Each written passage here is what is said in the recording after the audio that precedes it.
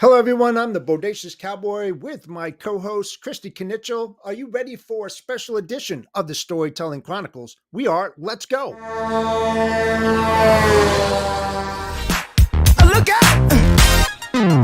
Pop, pop, it's showtime. Showtime. Showtime. Guess who's back again? Oh, they don't know. Gone time. Oh, they don't know. Gone time. I bet they know as soon as we walk in. Showed up. I'm wearing Cuban links. Yeah. Designer mix. Yeah. Inglewood's finest shoes.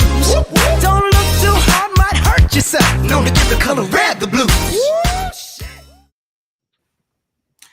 Hello, everyone. Welcome to the Storytelling Chronicles, empowering women into logistics. It is July 29th. Hope everybody had a great weekend. I did. How about yourself, Christy? Oh, it was awesome. It was just hanging out by the pool this weekend, which was cool. Lucky you. I had to work a little bit on Saturday and Sunday, but this is the logistics 24/7, 365. You know the. Hey, I still did too. I do it outside, sometimes side pool. I learned to do that. Right. So why don't you tell everybody about the guest we have today, and then I will bring her on. Awesome. So our guest today is Lina Acosta. Super excited to bring her on. I've met her once. We've been in a lot of rooms together, never really had the conversation. She's part owner of GLT Logistics. She is a nonstop learner, an entrepreneur, economics and international business professional, and marketing leader. Originally from Colombia, Lina and her partners have built GLT Logistics, an American company with almost 370 employees spread between the United States and Colombia, and a remarkable growth of 241% between 2018 and 2023. Lina created the marketing department at GLT and is the chief marketing officer. Under Lina's leadership, the marketing department has generated significant brand awareness for the company. Lina is also proud of the 55% of GLT's employees that are women, and the same percentage of women hold leadership positions, from team leaders to Lina herself. She has not only established her own brand, but also consolidated GLT's brand through organic growth on platforms like LinkedIn. Lina's passion for education led her to create the educational program Logistics Lessons, which welcomes industry professionals and has attracted guests from important companies in the sector. Her contributions and expertise has been recognized as she's participated as a speaker in the 2023 and 22 Accelerate conferences hosted by Women in Trucking, and it was honored as a top woman to watch in 2023.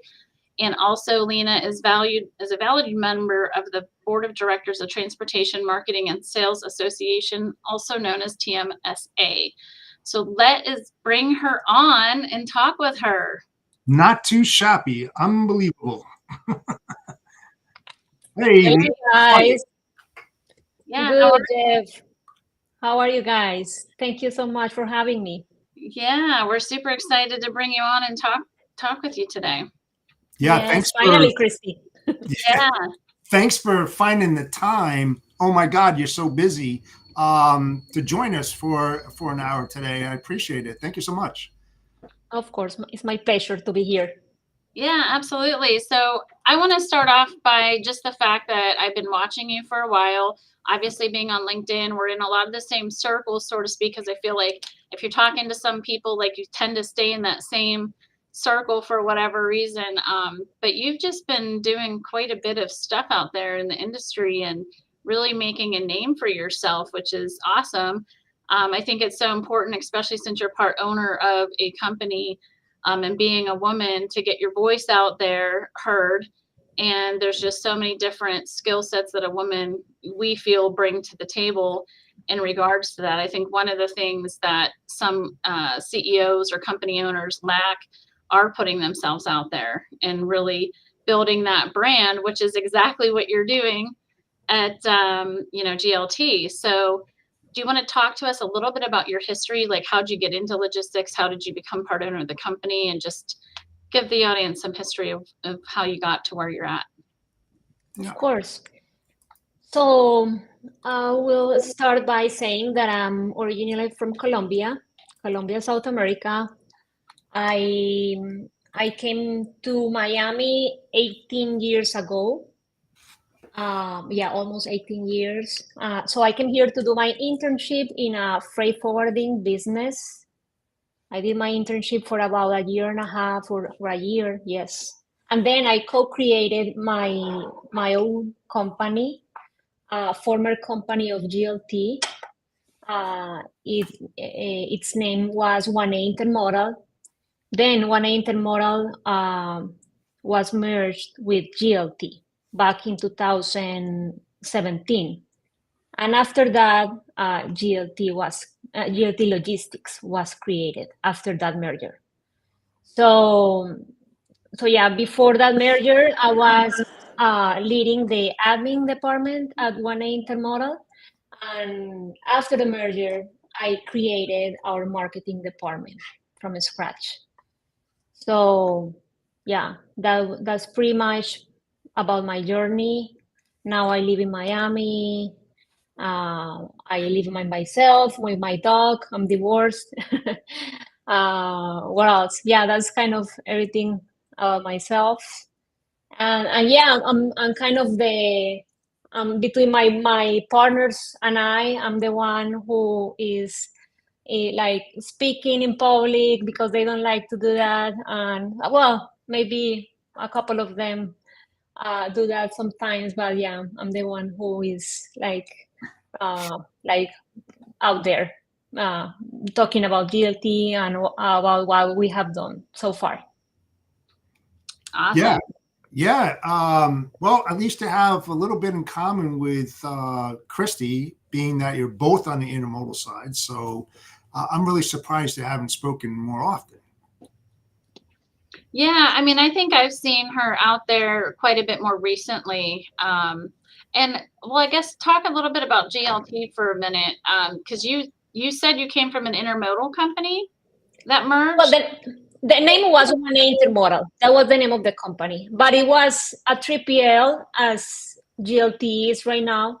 Okay. And what we offer are like different services, like LTL. That's our bread and butter. We also offer FTL, heavy hauling, drayage, and we cover United States, Canada, and Mexico as well. Yeah, that's what we do. Okay, awesome. Yeah, nice. So when you merged your intermodal business with GLT, was that first created in Colombia, and then as you expanded, you came into the United States, or vice versa? We created, like, both companies, 1A Intermodal and GLT were created here in the United States. We have something in common between the owners of GLT Logistics now, is that we are all Colombians. We came here to do our internship in a freight forwarding business, and we met here. Well, some of them met before in the universities in Colombia, but we met again here in Miami, and we were doing pretty much the same thing in both companies. And then we decided to merge, like, as a way to join forces and to find some synergies between us. And it has been working very, very well after that. At the beginning, it was very difficult, though. It was a mess, like the whole transition, like the first couple of years. It was very challenging for many reasons, but now we can say it was the right decision. Gotcha. So when you formed this new business, GLT, let's go back to the beginning. Like you said that you came over here to learn and study and all of this. So were some of your fellow students that were in class with you and everything, did they join GLT? How did that form? Or did you bring some people in from Colombia to start everything up brand new? And then what were some of the obstacles and challenges, especially for you being a woman-owned business? Tell us a little bit about that. Well, what I can tell you about my story at 1A Intermodal at the time when we created 1A Intermodal. No, we didn't have anyone from Colombia that I brought from my university because I was living now in Miami, and that was my last year at the university. So I didn't have the opportunity to go back and then come back. No, I stayed here. So the people we hired were people from here, and we started our journey as an entrepreneurs here. from scratch, right? And yeah, one of the challenges or I faced was the language is one of them. Not being 100% bilingual is a challenge. So yeah, because of course, if you speak in Spanish, you are more fluent, and yeah, you have more things to talk about because also you share a cultural background with everybody there. But here, you have to kind of be learning and practicing and learning about the culture here. So you kind of get those opportunities to engage with customers, with vendors, with your network. So I think that's one of the challenges I face. But other than that, I have enjoyed the journey so much. I think it has been full of opportunities, and I haven't seen that as a difficult thing to do. It hasn't been a difficult journey for me, actually. Yeah, I mean, that's good to hear. I mean, and the other thing I want to ask you about too is when that started, since we're talking about women, how many women were like merging together initially? And can you talk a little bit? I know I mentioned 55% of your employees today, 370 of them. So how many initially were women, and how did you continue to get more women in the company? Well, between the owners, I'm the only woman. So that's, yeah, we are 6 owners and one woman. But in our team, in general, GLT, we are 370 people, like around that number. I don't have the exact number as today. But yeah, the majority of our positions are filled by women right now. So that's good. And regarding the leadership positions, is the same percentage. 55% out of the leadership positions are filled by women. But it hasn't been planned. It has been something that came generally. Because what I mean by that is that we didn't have any strategy around that or anything. And I remember maybe 5 years ago when I was going through a particular situation in my life, that I started to feel this urge to share my experience with other women, my learnings and everything. And I started to look for associations like Women in Trucking to kind of join them in their purpose and everything. And at that time, I remember kind of thinking, I think we have a lot of women at GLT. So I asked our HR department, which is called our Talent Experience Department, how many women we had at that time. That was like 5 years ago. And they told me that we were a lot of women. At that time, we were 60% women. So I realized that, and I think nobody else had realized that we had more women than men. And I think the reason for that is that our approach has been to be very honest in our recruiting process. We are not biased. We don't have any stereotypes to follow. So I think that's the base of everything. And that's why we have so many women right now. But of course, as our company has been growing, we have been strengthening our initiatives towards supporting our people. So we have initiatives for recognition, for mental health, for for women empowerment. Like for instance, last year I created a GLT Women Empowerment course. It was a course of 6 sessions, and I had around 40 women from GLT joining my course.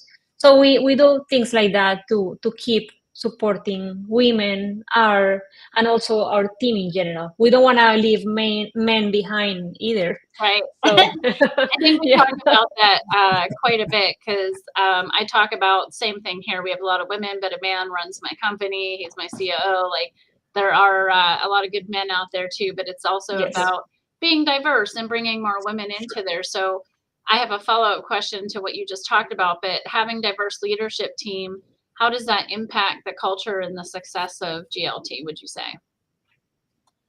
Well, it has had a great impact.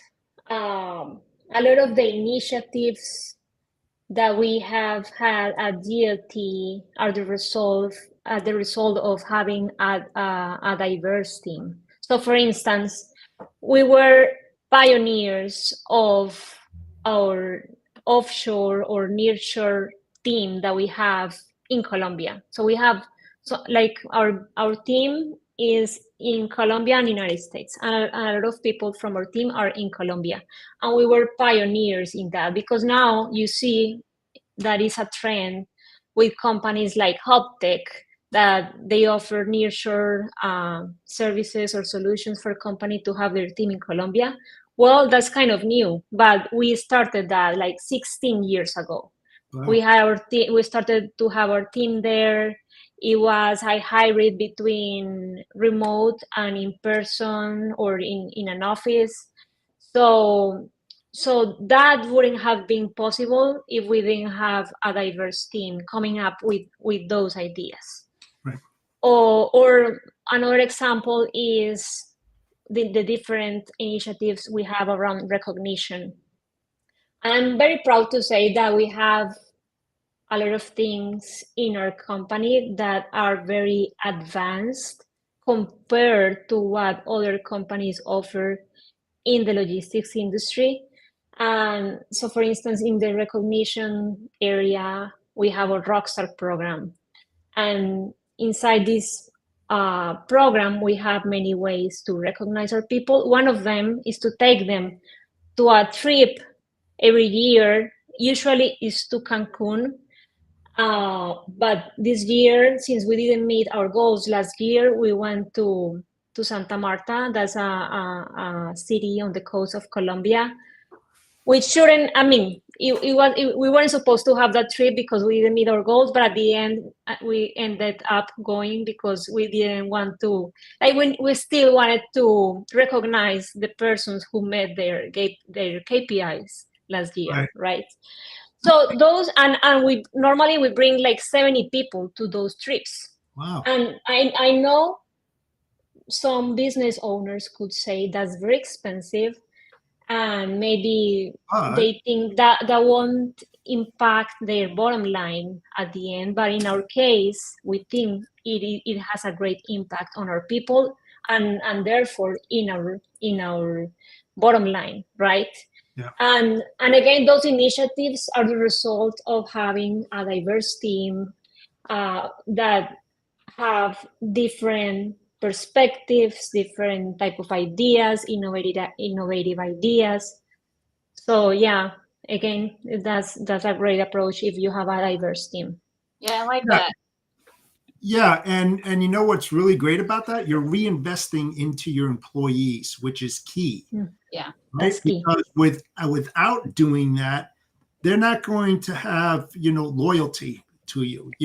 So it's more of a corporate profit sharing that you share with them. You take like 1% or 2% out of your profits and reinvest into your people, and saying if you hit Y, we're going to take you to X. Okay, so it gives them a goal and objective to meet.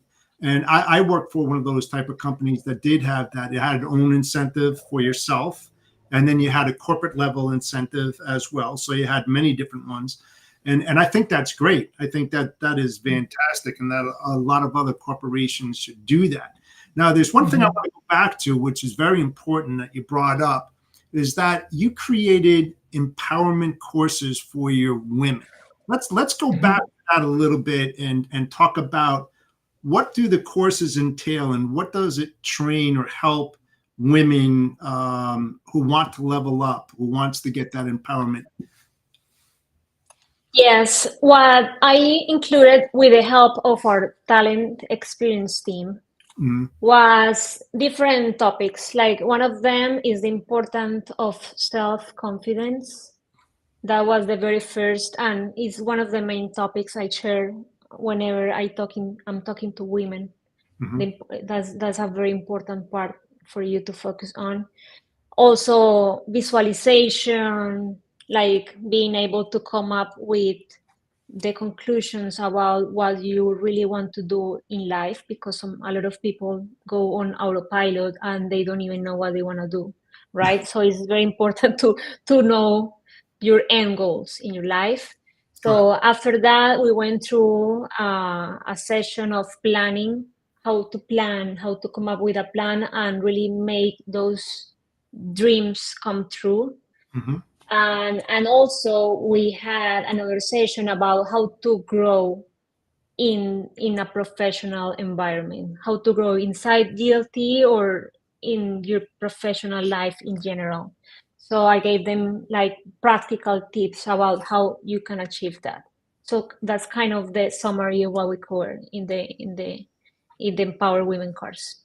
Which I awesome. think is, yeah, I think that that's great. I think you should talk about that more often because Yeah. even though I'm a woman-owned company and I mentor women and I'm trying to inspire and do those things, obviously I talk with my team in here, but we don't have anything specific like that, which I think is important because I think the number one thing that most women do suffer from is the lack of confidence. Yeah. Yes. Period. Oh I yeah. mean, if you don't have Oh lack of yeah. confidence, you're not going to speak out. You're not going to. I just did a podcast last week where I talked about how the very first big speech I ever gave, like I was terrified, first of all, but then all these women were like, my story's just like yours. And it's almost like Oh yeah. they don't want to talk about it or they feel like you can't talk about it. And I throw it all out there. I Boom. know. I think It it's happens to important. me too. Oh Yeah. yeah. And the Yeah. reason why I included that is because I experienced that myself, and I have been working on my self-confidence for maybe 5 or 6 years already, and it's a never-ending process. Mhm. But of course, when you focus on that, you get better at that, and that's one of the things I'm urged to share with women. And actually, one of the presentations I did for the Women in Trucking conference was about self-confidence, the importance of self-confidence, and I really see the need in women to learn about those things. Right. And I So think yeah, yeah, go ahead. yeah, and I was gonna say the most important thing too is like when you talk about it and you share it with the women, then they feel more open to sharing their struggles and continuing to work on themselves. Um, Yeah. yeah, so I mean, I absolutely love that you do that. That's awesome. Yeah. And you know what? A follow up to that is that that should also be spoken about to men as well. So they have a really good understanding, that women are different than men, of course, right? That they need to be treated equal. And I say that across the board because I was very lucky. I had a lot of good women that worked for me when I was on the corporate level, and they did fantastic. I mean, some really fantastic work. And I always treated them as equal. I didn't give them less because they were women and men more because they were men. I treated them as equal as far as their skill level and what they were hired to do and whether or not they could do the job, whether they were a man or a woman. Mm-hmm. And that's why I'm a huge advocate for empowering women into logistics because there's a place for them, there's a need for them across the board, whether it's in trucking, logistics, maritime, supply chain, you name it out there. There's still a low percentage compared to men. And then also when you look at the C-level positions that are out there, it's really small. It's very, very small compared to C-level people who are men compared to women out there. So I definitely get it, but more men's got to get involved in it. That's why I'm doing it in hopes that I can get more guys on board with it. And I've seen it, and there are a few that are doing it now, and we just need more of that. Yeah, it's important that men are a part of this and understand the challenges and what they can do to help women. I mean, I guess speaking of that too, like I'm assuming the men within your company are supportive of the women within the company. But speaking of that too, like, can you talk about, were there any challenges that you faced as a woman, like coming up through the ranks and doing what you're doing today? Did you feel that you had, whether it's within your own company or just within the industry in general? Actually, my main challenge was my own limitations. I can say that without a doubt.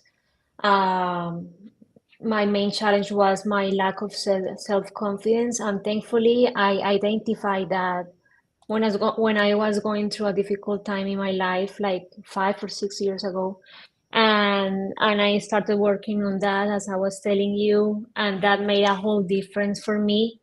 Because other than that, um, and my personality is to focus my energy in whatever I can control.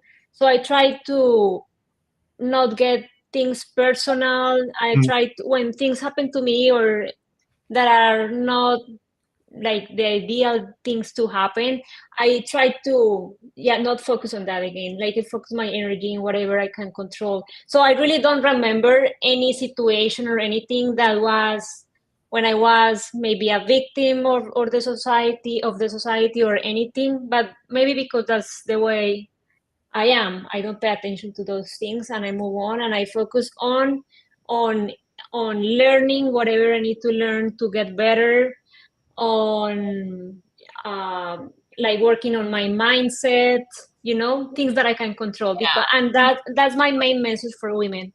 Please focus on having the accountability to have control over your life instead of trying to feel like a victim of life, because that won't help you. If you focus your energies in growing, in understanding the difficult situation, because every difficult situation brings an opportunity for you to grow. If you focus on that, then you will learn a lot of things and you will get better and you will thrive for sure. So that's my main advice for women. And yeah.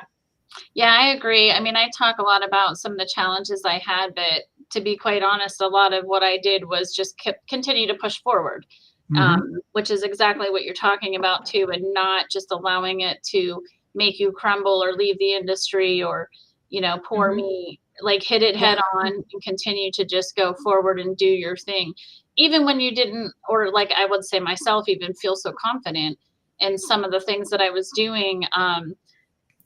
I was just telling myself again, I will continue to get there and I'll work on it. And I might feel that way, but it was just push forward, figure it out. You got this. That's right. Yeah. And I remember when I was first starting to get out there in trade shows and everything. And for me, I used to see a lot of men and a lot of Americans, right?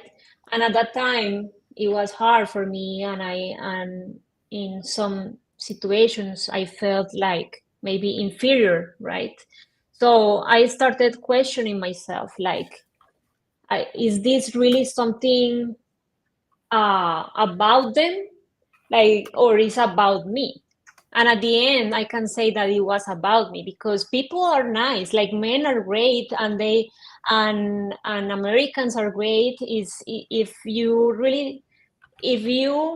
think you are like a valuable person and you speak to them without any fears or something, then you will have a good outcome out of those relationships. So I started shifting the way I was thinking, and the reality is that men are welcoming in this industry, and you just have to get rid of your own limitations. That's all.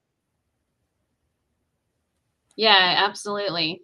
Well, we're going to take a break real quick to go to our sponsors and thank them for being a great sponsor for this mission that we're on. So we'll be right back.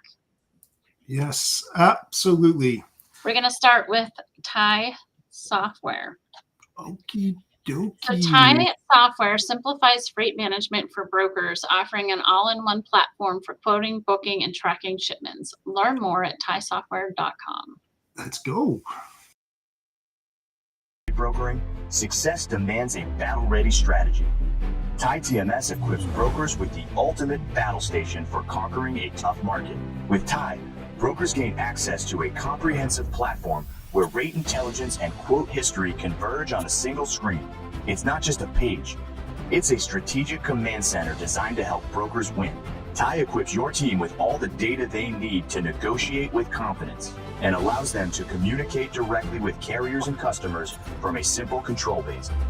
Revolutionize the way your brokers perform by giving them a competitive advantage with Tide TMS. For more info, scan the QR code or go to tide-software.com/battlestation. Our next sponsor is Freight Validate, the ultimate identity and compliance verification system for the logistics industry. Freight Validate empowers shippers, brokers, carriers, and more to ensure compliance with regulations and mitigate fraud risk. With Freight Validate, you can easily verify entities' compliance status and identify potential threats within minutes. Don't risk your business with unverified carriers or brokers. Choose Freight Validate for peace of mind. Learn more at freightvalidate.com and start your verification process today. Freight Validate, revolutionizing identity and compliance verification for shippers, brokers, and motor carriers with cutting-edge technology. Now, experience the power of voice-activated information retrieval with Siri and Alexa. Hey Siri, check Freight Validate. Sure, what's the MC number? 387211. The company Direct Expedite LLC is a broker and is freight validated. Company ownership has completed facial recognition verification, basic company identity verification, risk assessment, and compliance info has been verified by freightvalidate.com. Please follow company protocols for additional safety and compliance vetting. For more information, please go to freightvalidate.com. Freight Validate ensures complete access to our state-of-the-art identity and compliance verification system. Speed, accuracy, and savings all in one package. Don't miss out. Upgrade to Freight Validate today. Fraud starts with fraud. It ends with Freight Validate.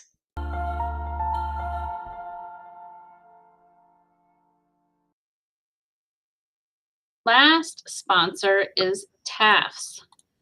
TAFS, which provides transportation factoring solutions to boost profits and increase cash flow for small and medium-sized companies. Contact TAFS at tafs.com to elevate your financial success. Trucking excellence meets unparalleled service. Enjoy exclusive benefits like our fantastic tire discounts. Need cash fast? Try our 1-hour advances. Plus, we're here for you 365 days a year. Need loads? We have a pro dispatch service. This is why TAFS was recognized as the top factoring company in 2023. You'll benefit from strategic partnerships for enhanced operations. Access business loans and manage your finances easily with our client portal, F2 Fuel Card, and mobile app. At TAFS Factoring, we're more than just a factoring company. We're your partner in success. Contact us today to see how we can help your trucking business thrive. Awesome, and we're back. Yes, we are back with an awesome guest, I must add. Thank you. Yeah, so I wanted to go into this question. So building a company with as many employees we just talked about, for anyone who's just joined, over 300, maybe 370-ish around that mark, across 2 countries is a significant achievement. So what were some of the key challenges you feel you faced in scaling GLT, and how did you address them? One of the challenges, well, one that I can think of right now was that alignment between the owners. That was one of them at a specific point right after that merger. So we had to go through this phase of aligning the culture and everything. And of course, the first thing we needed to do was aligning the different way of thinking between the owners. So that took us maybe a year and a half or so. So real quick, I'm going to stop you. So how did you do that? Because obviously with my company, we had multiple owners, my family, and it was very challenging. So I'm just curious how you were able to finally align everyone. Well, we didn't have a specific method for that. We were like, I don't know, going through trial and error. And time helped, of course, but you know what actually helped us a lot was the pandemic. When the pandemic hit, then we were kind of united against a threat, right? And that was like the last thing that helped us close that gap between the owners. That's That great. was, yeah, and that's one of the examples of how difficult situations could bring good outcomes too, like in this case. Yeah, so that's one of the challenging things we went through, and the other one is maybe try to cultivate a culture in 100% remote environment. And we have been going through different type of setups in our company. Like at the beginning, we were 100% in an office. Then we have a hybrid between remote and in-office work before the pandemic, because before the pandemic, we were already a hybrid company. And after the pandemic, we switched to 100% remote company, but it's still a challenge for us to get that alignment between everyone and to have a strong culture even after we went remote. And we have been able to do so. Thankfully, we have a very strong culture thanks to all these initiatives that we have. We have different events throughout the year, in like virtual and in person, like the Rockstar Tour that I was telling you about, and other initiatives as well. But it has been challenging, of course. Yeah, I mean, just as a follow-up, it's interesting you say that because we were completely remote for 2 years. Then we came back to work, I want to say like 2 days, then 3 days. We have allowed our employees to do 2 days at home, but now we're moving into a new building with amenities and all that kind of stuff. So we have asked our staff to come back 4 days a week. They'll still get their flexible Fridays. So yeah, I find it interesting because I think there's some people that definitely can work remote and very productive, and other people, they struggle with it. And I mean, I would say like I prefer being in my office. I feel like I'm more focused here than I am at home, even though I do work from home typically 1 day a week on a Friday. But yeah, so just interesting, you know, how companies can be fully remote, and it takes a lot of discipline and all of that. Do you find that it's challenging to manage that way, or do you feel like everyone's kind of gotten in their place and they know the expectations? Actually, the reason why we stayed like that was because we saw good results after we made that shift. We saw the productivity increase, and yeah, as like so far it has been working very well. But of course, you need to have a specific setup for that in order for that to work out, right? So we have a good messaging system, like internal messaging system. We have a good technology that supports working remotely, of course. We have this talent experience department that help us have a good environment and a strong culture even when working from home. So yeah, you need to have a backup for you in order for that to work. Right. Sure. Yeah. Absolutely. I mean, I've been working remotely for 5 years now. 5 years. Yeah, 5 years. And you know, I feel myself that I'm more productive being by myself because I'm not getting pulled in all these directions, meetings after meetings after meetings, which ended up being meetings, and nothing was really done. There was no result to it, and it's just like, really? I mean, you know. Yes. And the other thing too is that when you think about driving to work, and most people drive about an hour to work, I get an extra hour in the morning, I get an extra hour at night. I eat lunch at my desk, so I'm already putting in 11, 12-hour day. That's right. Because I'm just rolling out of bed and hitting it, you know, and I don't have to worry about buying new suits and all that other kind of stuff that goes with it, and gas and all that. But I love it. I miss working with people, but I work with a lot of people on LinkedIn too, you know, and we have these conversations, and what I'm doing here, which I enjoy, you know, tremendously. But it's really weird that you say that about working remotely, because it is for some, and some, you know, they just can't live without that personal connection, you know, that interaction. And I'll say too, like, since we're all owners on here, I think, you know, even when I'm in the office, there's times I shut my door because I do need more quietness to focus. Yeah. I do like being around the people for sure. I think it's definitely more important for operation people, Yes. specifically coming into the business and hearing and learning from that aspect, where there was a time a year ago or so where in my truckload department, almost everyone was new. And if everyone's working remote or even part of the week, like, they're really losing out on time of like hearing what's being said and how they're doing things. And Great. yeah, that's kind of where, you know, I feel like sometimes it's been a struggle for some people coming into the industry. Sure. Yeah. Yeah, they don't have the mentorship, they don't have the coaching, they don't have the training, they don't have the disciplinarians. Everybody needs a disciplinarian in logistics. I don't care who the heck you are, you know, as long as it's constructive criticism. Everybody needs a little kick in the butt every once in a while to get them going and get them back on task. You don't get that when you're remote. You know, you have to answer to yourself, and you're more accountable. Let's put it that way, because it's like a do or die situation. Either you do it or you're gonna die. I mean, there is no other choice, right?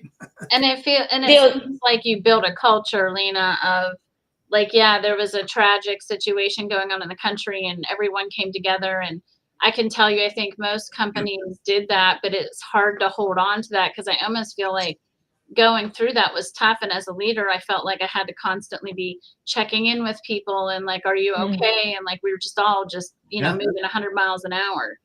So that's right. The other thing that is important that I just remember is to have a good KPIs process in place that allows you to have people in different locations without you needing to be on top of them to see if they came to work or not. That's something that we have very well structured, and that helps a lot. Yes, it does. Absolutely. Do you work 24/7, 365? You have night shift too? We do have, but not everyone. Like, yeah, we have a group of people that works after hours. And how does that work for you? I mean, do you oversee them, or you have an operations person that oversees them? And how does that? We have we have an operations people that person that oversees them. Yeah. Interesting. And operationally, is that a woman who is in charge of that, or is it a man? That I don't know. Actually, I will have to ask. Yeah. I have no idea. 370 people. I mean, yeah, I can't tell. This is one piece of advice I can give you now too, is you don't have to know everything either. Yeah, no. Yeah. Correct. Yeah. Correct. I have been learning about that, because you want to know everything, but I cannot be like on top of everything.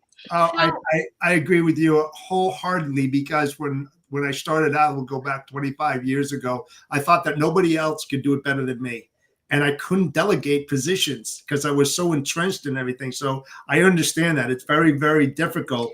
But once you push that out of your way, and you start controlling your own controllables and let everything else go, life becomes a little bit more simpler.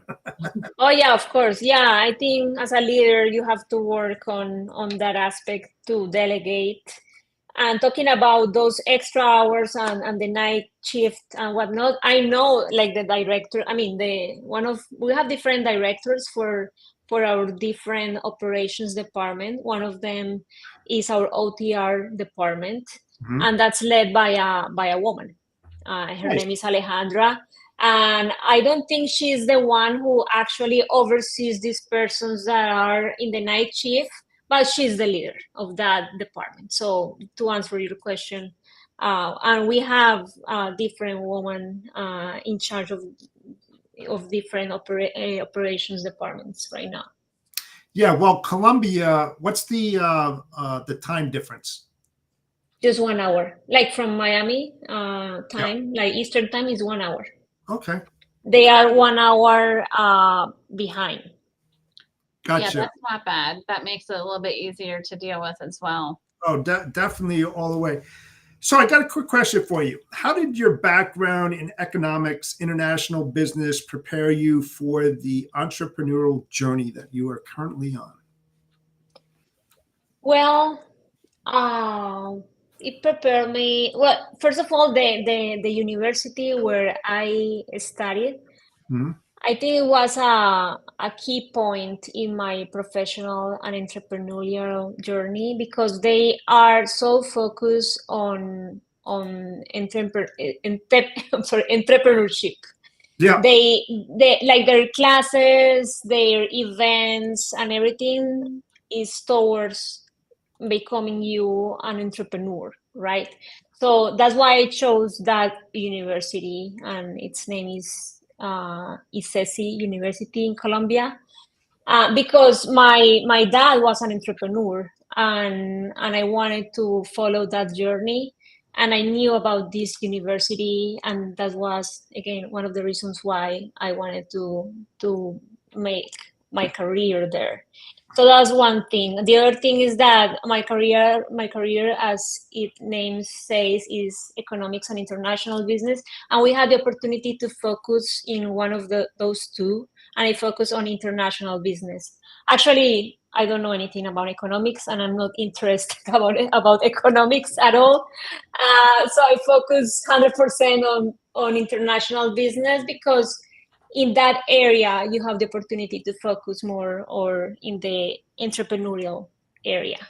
So yeah, for sure it has a great impact on my desire to continue that path. Well, speaking of that a little bit further and talking about all the women in your company and the things that you have implemented within your company, how do you feel women can develop and continue to develop their leadership skills? Okay, so one of them, again, work on your self-confidence, really believe in the power you have. That's something that we need to do every day. So that's my very first advice, because we have, like, in our subconscious, a lot of messages from the society where we see men in leadership positions, where when we see men as presidents of countries. So we may think that we don't have that issue, but it could be in our subconscious. So we need to work on that. So that's first. Then my second advice would be make an assessment of your current situation and where you want to be in life, right? So if you are right now maybe a manager or whatever, and you want to become a C-level executive at your company or something, make that assessment and see what gaps you have, what things you think you need to learn Yep. or get better at in order to get promoted, and make a list and make a plan to cover those areas.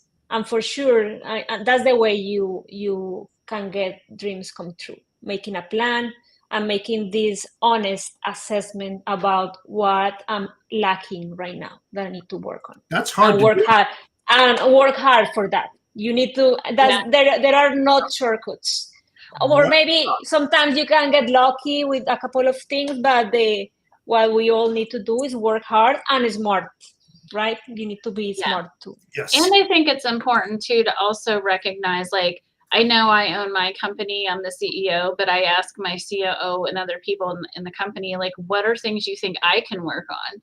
Because I feel like no one's going to want to tell me, because I own the company, but I need to know. Yeah, did they still have Yes. their job after they tell you? Yes, they do.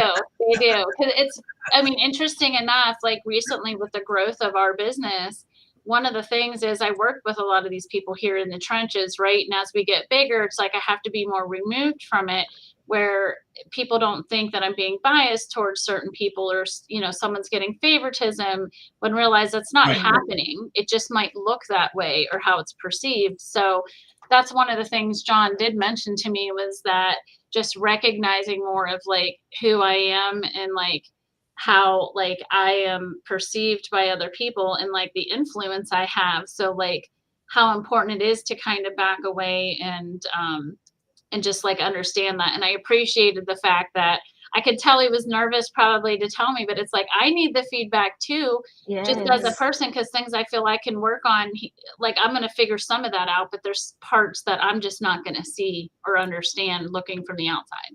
That's That's tough. a good point.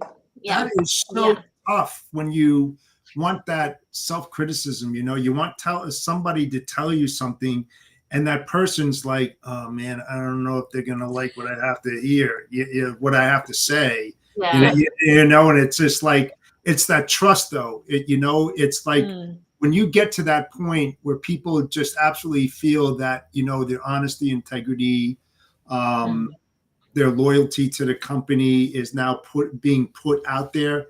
Let's hear it. And then likewise, how about myself? It's just like when we have clients, I believe in sending out cards that say, "Hey, how am I doing?"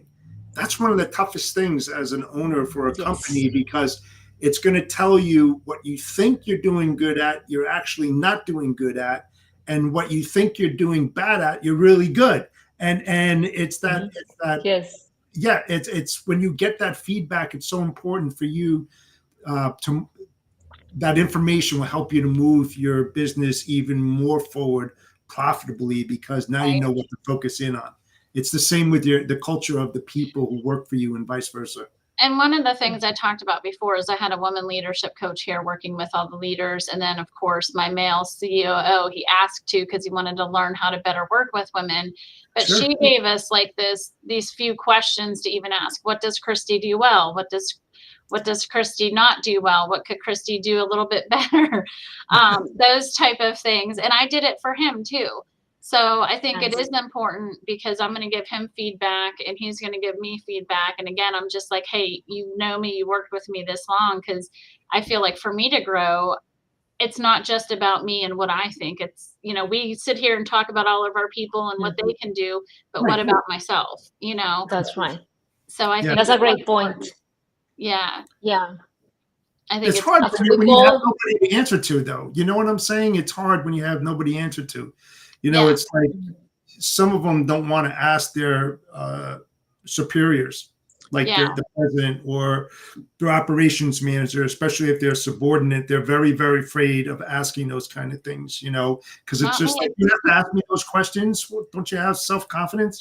There's so many different things that can come out based upon the question that's being asked. That's where the empathy side of yourself, and you listening with intent. I mean, I think that's a huge problem in a lot of corporate environments, is that people, when they start discussing things, they don't listen with intent. That's the biggest word, intent. Are you actually listening to what's being told, and what are you hearing? It's a big problem out there. It's huge. Well, I wanted to switch gears real quick since you're in marketing. I wanted to ask you, like, what strategies have you implemented or put in place to build the brand awareness in your growth for the company? As you mentioned, the other people involved, ownership, don't want to put themselves out there. And we talked about how important that is. And I think your company has gotten a tons of visibility just because of what you're doing and putting yourself out there. So if you can talk about that a little bit, that would be great. Sure, Christy. Well, the first one that I can think of is that now is not like an innovative initiative, but it was back then. It was the LinkedIn approach. We started working on our LinkedIn strategy. It was back in 2017, 18. At that time, LinkedIn wasn't that crowded. And actually my partners at that time didn't like that much the idea about going out there because we were too exposed. Our people were going to be too exposed on LinkedIn, and but I pushed the idea, and it allowed us to have like a good presence on LinkedIn for all our initiatives after that, right? So that was the very first thing, and it takes a lot of time to build a presence in a social media platform or anywhere else. So it takes time and it takes commitment, and that was one of them. Then we also created this logistics sessions program, which is a program of a series of events uh, that was aiming to share information and knowledge in our industry and to build a community around knowledge, right? So what we did was back in 2018, we started hosting in-person events here in Miami. The format of those events were roundtables. So we started hosting those roundtables with a speaker, maybe a leader of a certain topic that was one of the pain points for any of our stakeholders, like most of the times for our customers. So we will have a speaker talking about a specific topic, and then we will have our customers invited to the round table, and we used to have that conversation around that topic, and also we had our networking portion after that. So with that program, we were able to tackle our customers' pain points. We were able to engage with them, and after that, we were able to shift that format of in-person events to virtual events through LinkedIn mainly, and that's why the LinkedIn piece was very important for us to start it before that, because when the pandemic hit in 2020, we were able to switch our events from in person to virtual right away. So, and we have been having those events since then. Even like, for instance, we had a huge event in 2020. It was a summit. It was called the Logistics Industry United Against COVID-19. And we had a lot of speakers like the Rob Estes, the CEO back then of Estes Express, Drew Wilkerson, president at that time of XPO, and other speakers in that summit. And we had a great exposure of our brand. And after that, we continue those virtual events in a shorter version.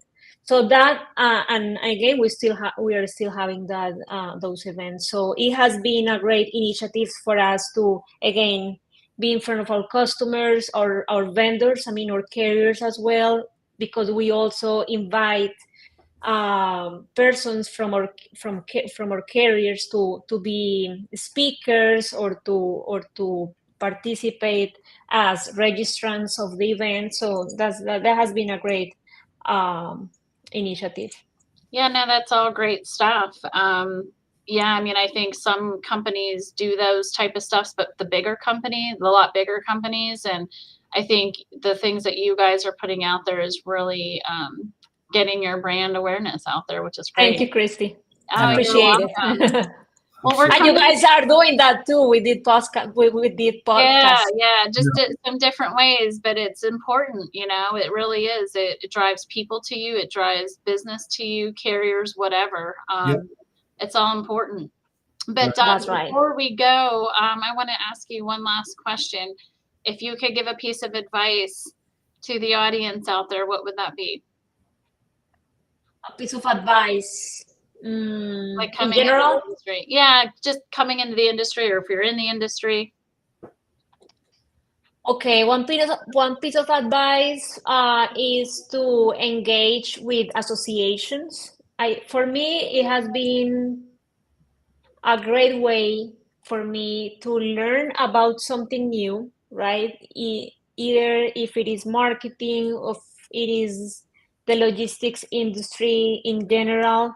When you join associations and you interact with them, with their different initiatives, right? Like trade shows, webinars, things like that, you get a lot of things. You get knowledge, you get new friends, new contacts, a lot of things. I'm part of the TMSA, as you were mentioning at the beginning, Christy, and that was my very first approach when I was creating our marketing department, because at that time I didn't have a clue about marketing. So that was my first step, and it has been great for me. My experience with the TMSA, and it's not only about assisting to a conference, it's about actually, like, I'm part of the board of directors. I have been joining like their committees. So again, it's a good way to interact with people and to get a sense of the industry and about the area you want to focus on, like marketing in my case. And I have been joining. I have joined the Women in Trucking, the CSEMP, like different associations, and it is really worth it. Yeah, I agree. I appreciate you telling our listeners about going to conferences, because I agree with you. You learn so much, and new connections and potential business partners, or just people you can talk to about the industry. So I think that Yeah. that's great. Well, thank you all for tuning in today's episode of Storytelling Chronicles, Empowering Women into Logistics. We've had an enlightening discussion with our guest, Lina Acosta, exploring vital aspects of gender diversity inclusion within the logistics sector. Stay connected with Lina on social media for further insights and discussion. Follow her on LinkedIn at Lina Acosta, and check out GLT Logistics and goglt.com. Lastly, a big thank you to our sponsors, Freight Validate, TAFS, and Thai Software, for their unwavering support in bringing you this podcast. Yes. Thank you, Christy and Jeff. Yes, thank you so much for taking the time out of your busy day. I know it's very, very busy, that's for sure. And I hope that you'll come back and do this again with us. Of course. My pleasure. Thank you so much for having me again. Thank you. You have a great day. Yes. You too. Bye. Until next Bye. time, thank you so much for joining the Storytelling Chronicles, Empowering Women into Logistics. We'll be back in the next 2 weeks where we'll have another excellent episode, of course. So with that said, enjoy the rest of your week. The Bodacious Cowboy is out. Take care now.